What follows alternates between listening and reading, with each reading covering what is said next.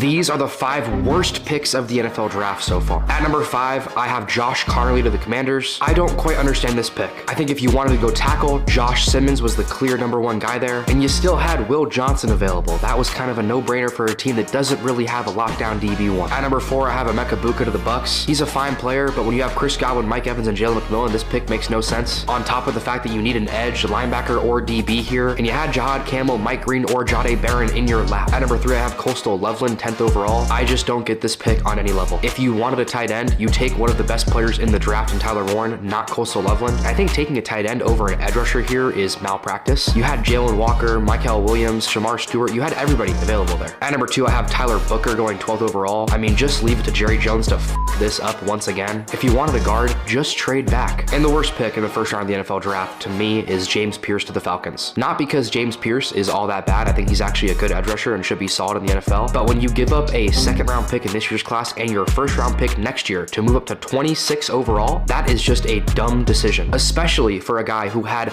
by far the biggest character concerns out of any player in this